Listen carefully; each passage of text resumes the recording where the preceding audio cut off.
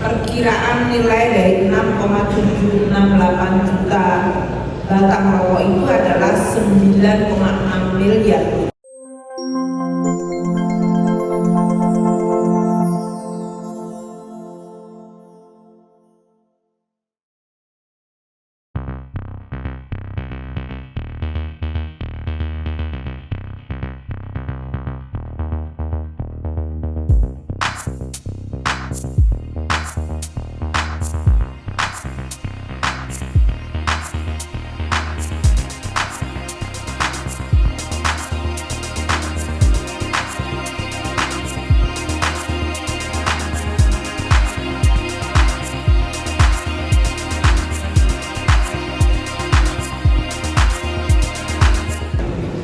Kami akan menyampaikan hasil pengawasan dan penindakan penyelundupan di bidang kepabeanan dan cukai yang dilaksanakan sejak Oktober hingga November 2024. Pertama, penindakan terhadap 4 kontainer yang berisi 1.628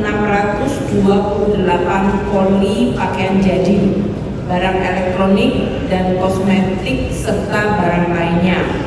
Ini kejadiannya di Tanjung Priok, Pelabuhan Tanjung Priok. Modusnya dengan melakukan deklarasi yang salah atau misdeklarasi dengan menyebutkan barangnya adalah packaging karton. Nilai barang adalah 18,6 miliar dan potensi kerugian negara adalah 24,8 miliar.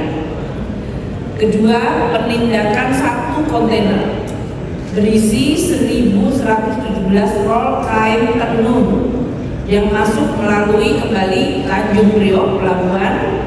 Modusnya diberitahukan secara tidak benar, jadi misdeklarasi, sebagai aksesori pakaian jadi. Total nilainya 9,8 miliar rupiah, potensi kerugian negara 13,3 miliar rupiah. Sedang dalam proses penelitian. Ketiga, Bea dan Cukai melakukan penindakan 10.498 pieces produk besi baja dan 1.700 pieces pakaian, 1.664 laptop, aksesoris dan kondisi tidak baru, artinya baru bekas, 136 set laptop, 2 NIU motor dalam keadaan terurai, 27 set sepeda, 36 unit tangki mesin dan kelengkapan kendaraan bermotor lainnya, serta 18 unit alat pemindai dokumen atau fotokopi. Modus dari penyelundupan adalah memberitahukan jenis barang yang tidak benar untuk menghindari larangan terbatas yang ditetapkan oleh kementerian terkait. Tempatnya adalah di Cikarang Dry Port. Nilai barang tersebut 9,4 miliar dan potensi kerugian negara 2,9 miliar. Untuk bidang cukai ini terutama 6.763.300 batang rokok. Ini dari 157 kasus penindakan terutama di wilayah Jakarta dan Jawa Barat. Perkiraan nilai dari 6,768 juta batang rokok itu adalah 9,6 miliar rupiah dan potensi kerugian dari tidak dapatnya cukai rokok adalah 5,85 miliar rupiah. Saat ini status penindakan tetap dilakukan dan akan dilakukan pemusnahan sesuai persetujuan. Penindakan lain adalah rokok elektronik 28.525 pieces dari rokok elektronik dari 2 kasus penindakan yang dilakukan di Tangerang dan Jawa Barat dengan perkiraan 589 juta rupiah nilai barang, kerugian negara 519 juta rupiah. Status perkaranya sedang dalam proses penyidikan. Yang ketiga di bidang cukai adalah dilakukan penindakan 705.000 keping pita cukai rel dan MMA palsu dari ekspor. Ini dari 2 kasus penindakan yang berlokasi di Semarang dan Tangerang.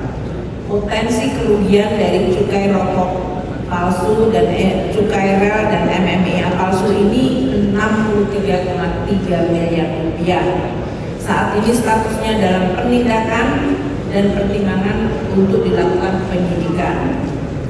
Untuk minuman beralkohol, 3.301 liter minuman mengandung metil alkohol yang berasal dari 11 kasus penindakan dilakukan di wilayah Jakarta.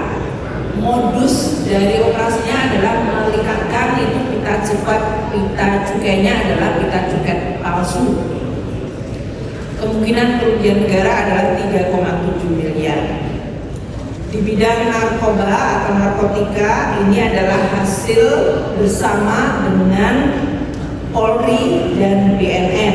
Jadi tidak hanya bea cukai sendiri, telah dilakukan penindakan 67 kg narkotika jenis sabu dari 5 kasus di wilayah Aceh, Dumai, Bogor, Lampung, dan Jakarta serta Banten.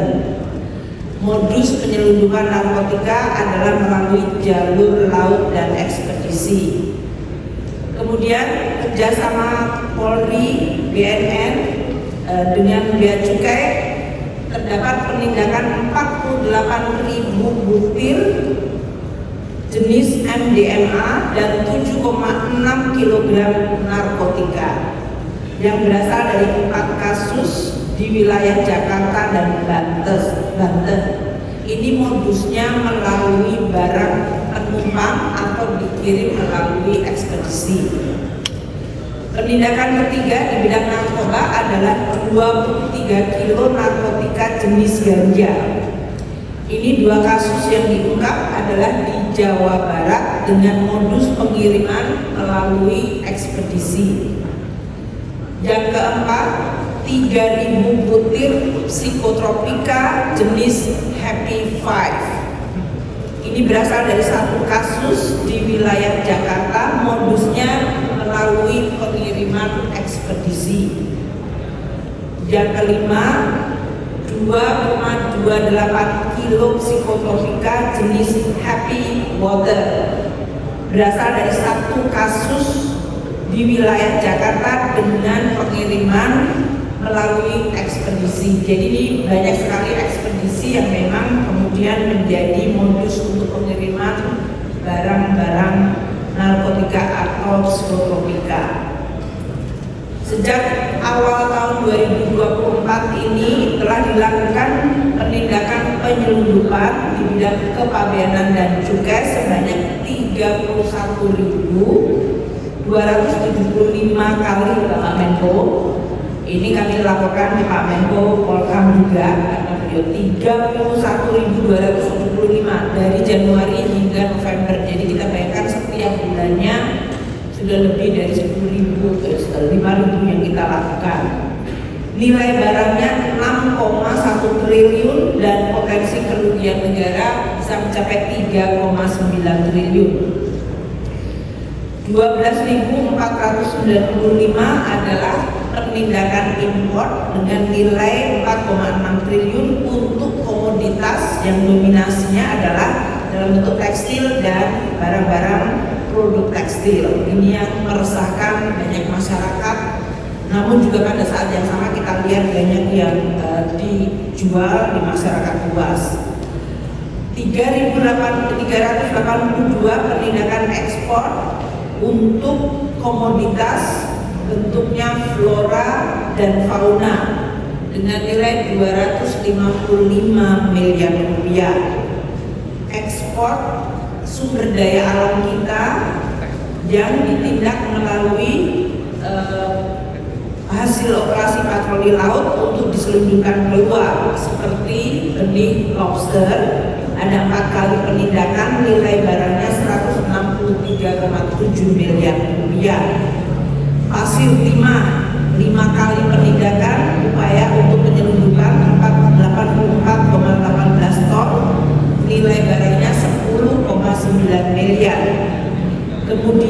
178 penindakan untuk barang TPT, tekstil dan produk tekstil, nilainya 38 miliar, dan 18.225 penindakan di bidang cukai, terutama untuk rokok untuk 710 juta barang, nilainya 1,1 triliun. Ini yang dilakukan teman-teman Bea Cukai. Tentu kami hanya bisa melakukan dengan kerjasama yang baik di bawah Pak Menko Polhukam dan terus mendapatkan dukungan yang luar biasa tadi dari aparat penegak hukum maupun dari TNI dan juga dari BIN. Hasil penindakan penyelundupan itu sejak awal 2024 sudah 183 dalam status penyidikan tindak pidana dan ada 193 orang yang sudah dalam status tersangka. Untuk itu kami mampu untuk memulihkan penerimaan negara untuk mendapatkan ultimum remedium sebesar 55,6 miliar dari 1.390 penindakan bidang cukai.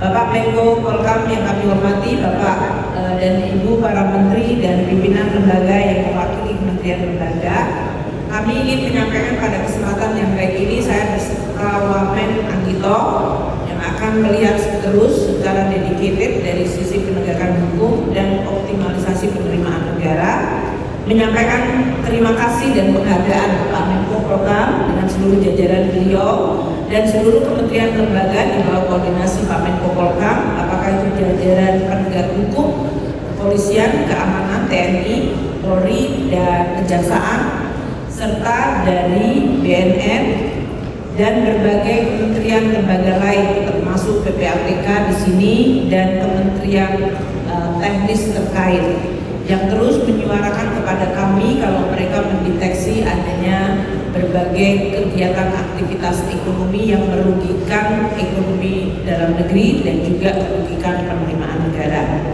Kami menyampaikan terima kasih atas dukungan dan juga kerjasama yang luar biasa baik. Kami berharap di bawah kepemimpinan Pak Menko Polhukam dan sesuai dengan instruksi Bapak Presiden Prabowo untuk terus melakukan penindakan yang konsisten terhadap tindakan-tindakan ilegal dan penyelundupan. Kami siap bekerjasama dan atas kerjasama yang sangat baik pada pagi hari ini kami ingin menyampaikan terima kasih dan kepada seluruh media terima kasih atas kehadiran untuk meliput acara